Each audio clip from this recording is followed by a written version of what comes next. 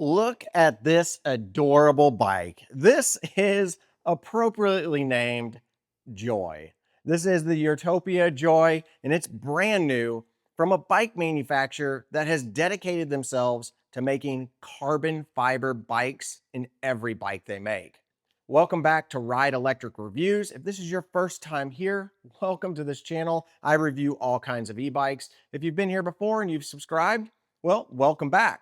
And I hope anybody who's watching this also clicks that subscribe button because that definitely helps us out in the algorithm. But the most important thing that you can do for any of the videos that you watch of mine is just watch them all the way through. That's all the YouTube algorithm cares about these days. And that's kind of what I hope you do anyways. So first and foremost, this bike doesn't cost $3,000, even though on their website, they say the original price of this would be $3,000.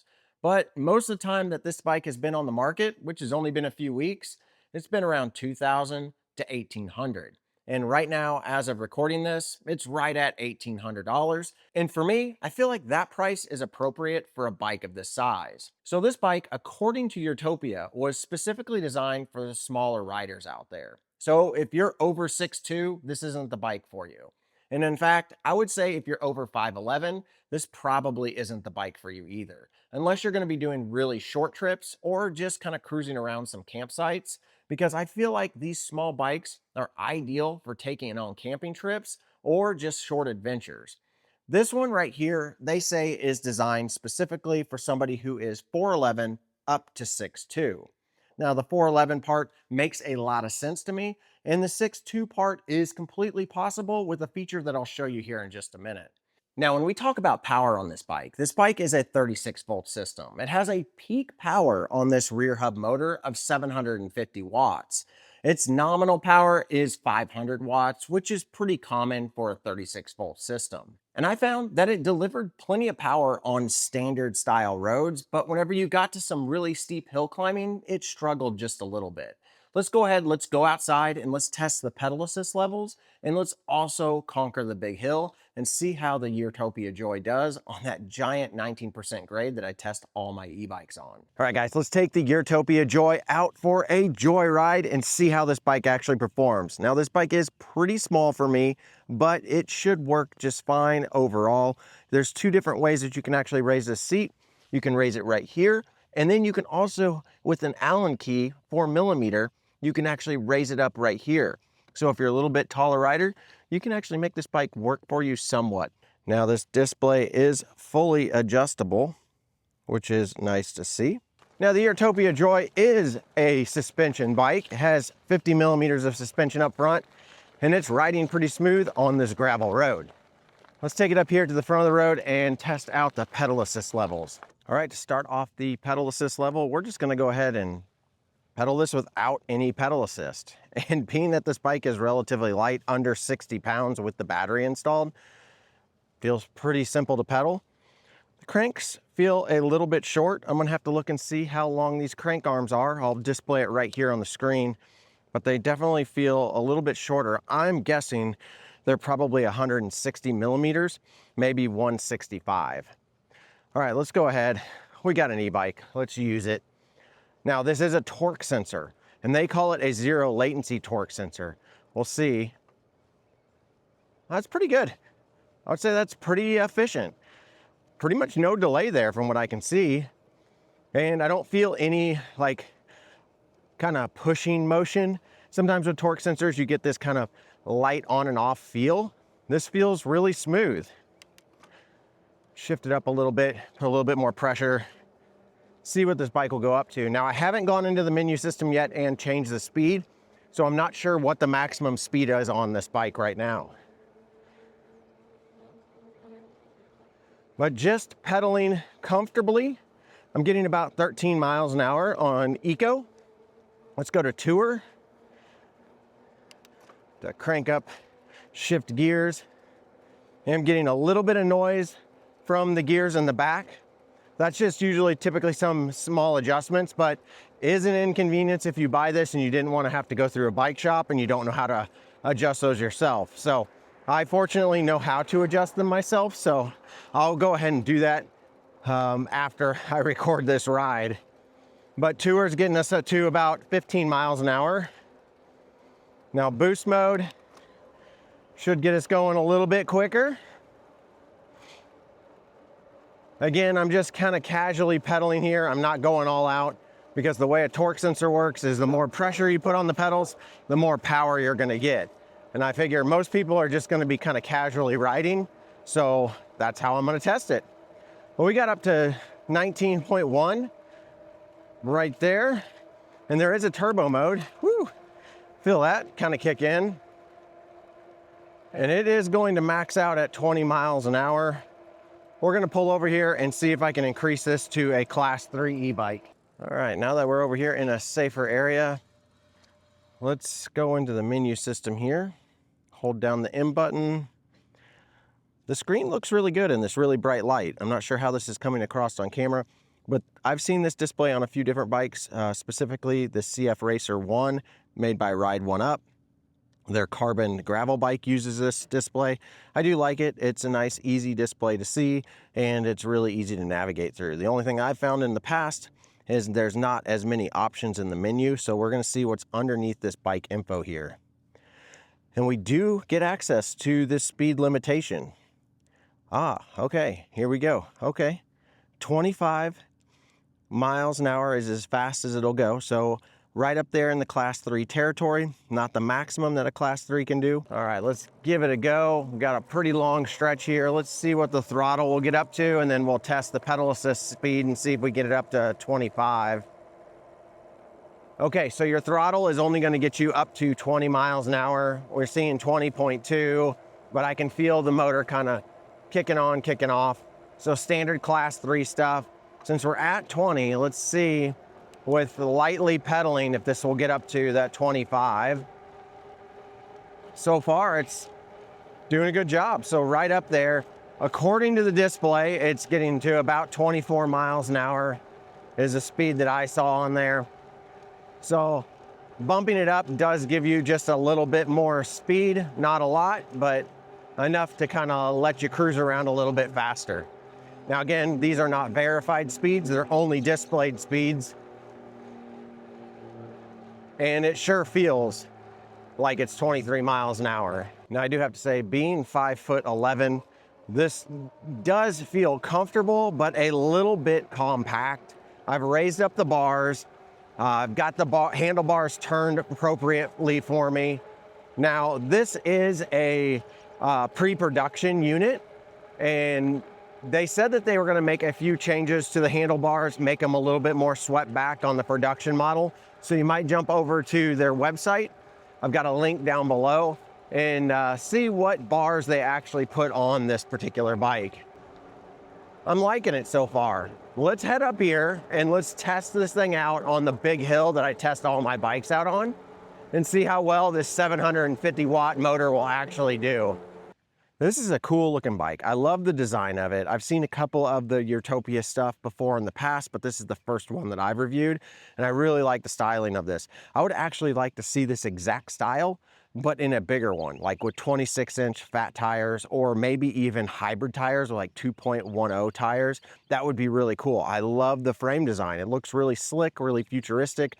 I think they did a really good job with the paint styling on this. You can get this in 3 different colors, and it just looks sleek and clean. It's got this nice dual kickstand here, so you don't have to worry about it leaning. You can just put that kickstand down and it props it up perfectly.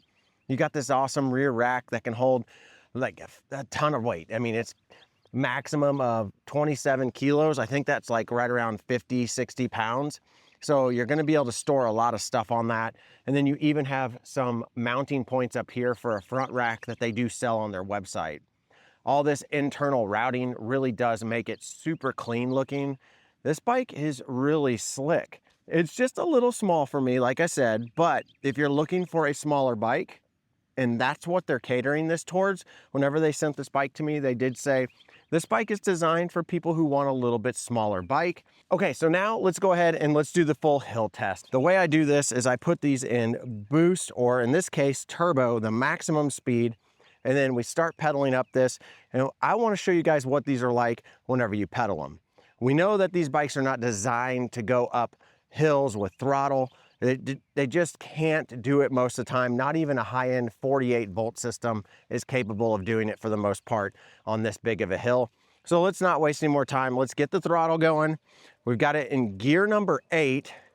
And then once I get up here to this little crack, I'm gonna start pedaling. We'll see how quick it switches over. Seamless, zero lag whatsoever. We're gonna go ahead and put some power down, try to get this thing up to a good speed. We got it up to 20.5 miles an hour before we got to the grade.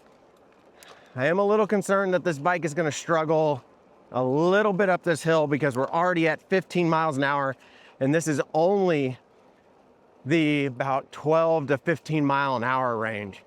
I do not know what's coming up this hill. That looks like a mail truck.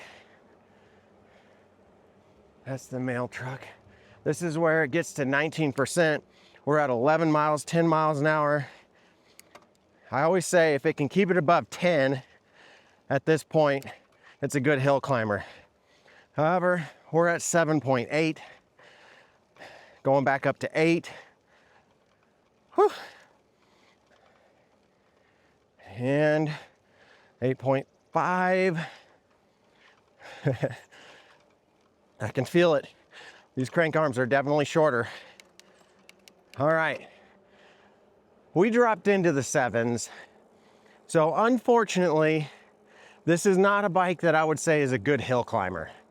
I would say this bike is going to be more suited for moderate hills, but mainly flatter areas.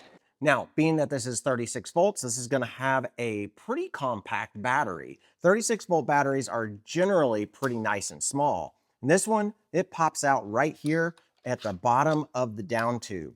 And this thing is 14.7 amp hours, and I think it's going to be the perfect size for a bike of this type. Now on this, you can charge this battery on or off the bike. You've got a charging port right there, which is a nice charger. It's a 4 amp charger that comes with this. So you can expect to charge this battery in right around 3 hours if it's completely empty. So pretty much plug this thing in within an hour to an hour and a half, you'll probably be back ready to go and ride again. I love it whenever they give you a faster charger for these compact batteries. Now putting this battery back in is super easy. You'll just put this end right here down towards the bottom. Whenever you slide it in there, you'll just pull up and you'll hear it click twice. That way you know it's locked. And then over here, you're gonna have a set of keys that are only gonna be used to basically remove this battery, and that's it. You don't use these keys to actually get this bike going at all. It's just to remove the battery.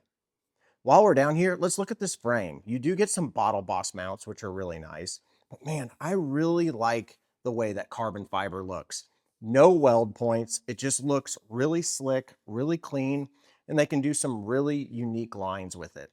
Now, they did equip this bike with a 50mm suspension, which I think is plenty for this bike. The carbon fiber is actually going to absorb a lot of the vibrations going down the road, but 50mm is enough to where if you hit some bumpy spots on, say, gravel roads, this is going to be more than enough to absorb that and give you a smooth ride. Now, looking at the wheels and tires, these are 20-inch wheels with 3-inch wide tires. They come with Kenda tires on them.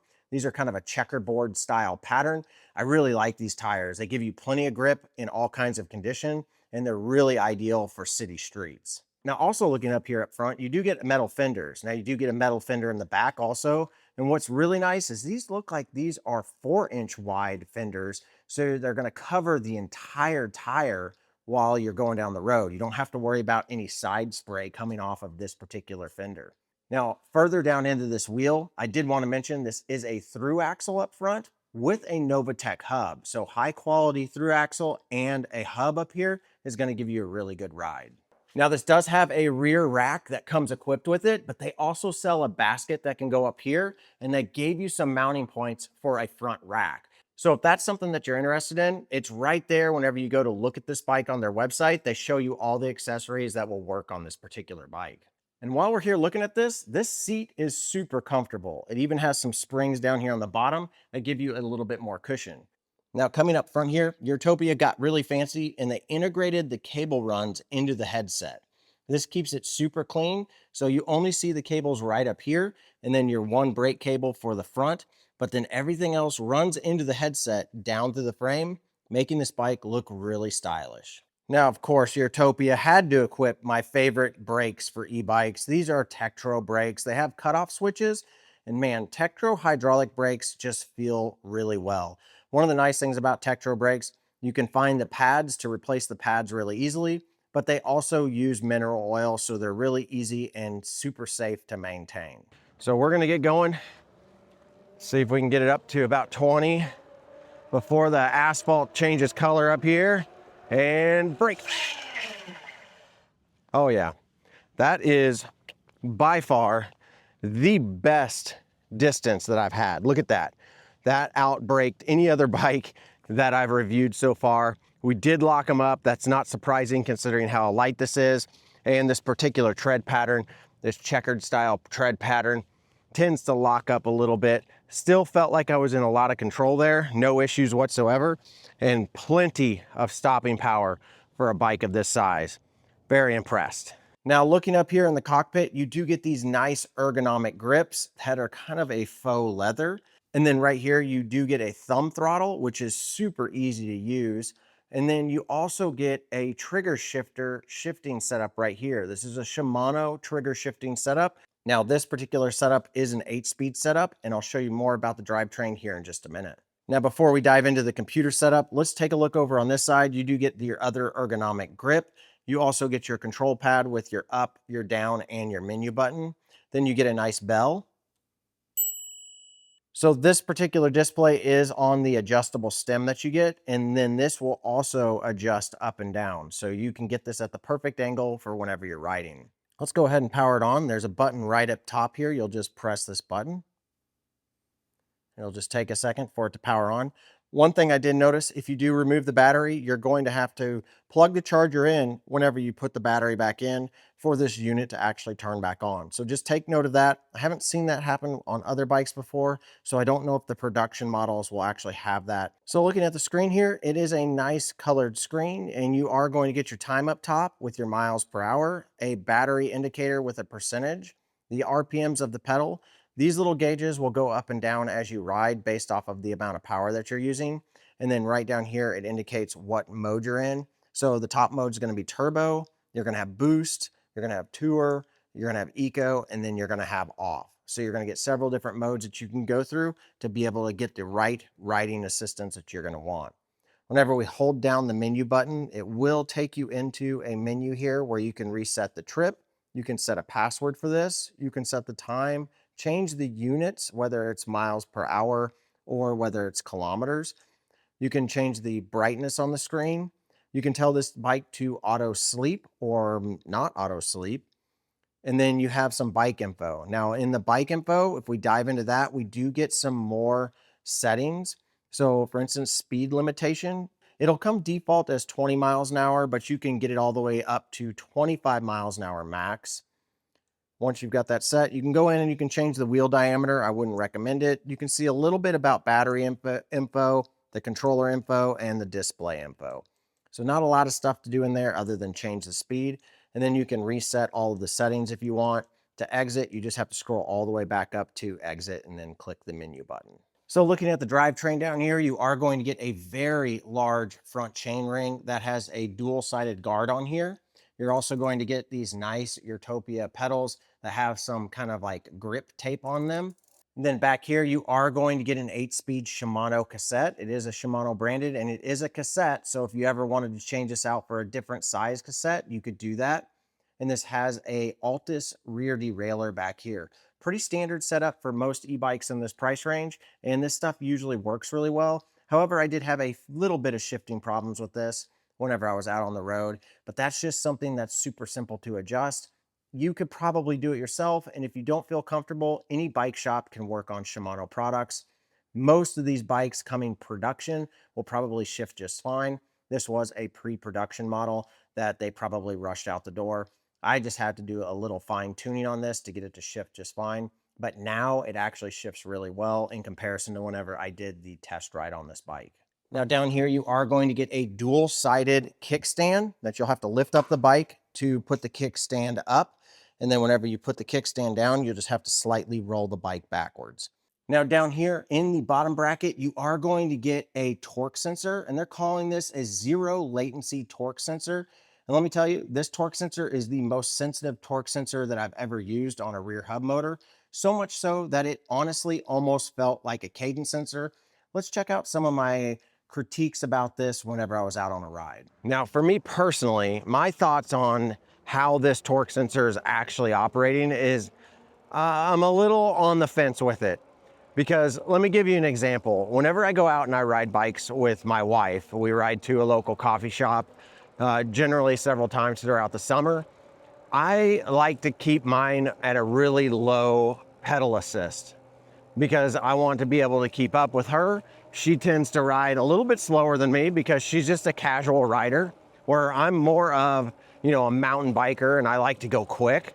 And so I have to kind of tone it down a little bit to keep up with her. And whenever I'm on a bike with a cadence sensor, it's hard to do that because it just wants to go. It wants to go the speed that it's set to go whenever you start to pedal. Where with a torque sensor, I could usually light pedal like this, and I wouldn't get any assistance or very little assistance from the motor. However, with this one, it's acting like a cadence sensor. See, I'm lightly pedaling, and it's kicking in the motor. I'm gonna be real honest, not a fan of that. I really liked this torque sensor at the very beginning, but the more I ride this, the more that I'm convinced that this is actually a cadence sensor, or the torque sensor is just amped up really high to its sensitivity level. And if that is the case, if it is a torque sensor and it is ramped up a little bit higher, my suggestion to Urtopia is to make that a little less sensitive, because there's not any variability into this. I only really have variable control through my pedal assist levels, and I want to be able to keep this in turbo and lightly pedal and not have hardly any power come out of it. And that's what I would expect out of a really good torque sensor. But overall, the bike is very smooth. There's zero latency whenever you start pedaling. They're 100% right on that. I do really enjoy that. Let me turn this bike around. This bike weighs, they call it 60 pounds or right under 60 pounds with the battery. The battery roughly weighs about 7 pounds, and the entire bike is so super light. It doesn't feel like it weighs over 50 pounds, but it does. It's super easy, super maneuverable, really, really nice with this carbon frame. I find whenever I raise this up to the minimum insertion point on the main telescoping tube right here, and then I leave this top one all the way down, this works really well for me. So as you can see, with me being 5'11", I can still get my toes on the ground, but whenever I'm riding, it's comfortable on my knees. So this fits me really well without actually having to raise the second telescoping post right here. I can just use this main one here. But if I needed it to be a little bit higher, it's got that option, which is really nice. So there you go. That's the Urtopia Joy, and I think this bike is super fun. It's not going to be a bike that's going to be for everybody, but if you're looking for a smaller, more compact bike that's lightweight, easy to get around, and rides really smooth out on the road, this bike is a really good one to look at. Carbon fiber is a super nice, super high-end material that you typically see on most race bikes. You don't usually see them on commuter style e-bikes or bikes of like this size that are going to be super compact. But Urtopia has done a really good job of making all their bikes out of carbon, and I think it makes it really unique for their brand. A lot of really cool features on this. If this is something that you're interested in, of course, I'm going to have some links down below, and I would appreciate it if you use those links. Those links are affiliated, and it does help out this channel.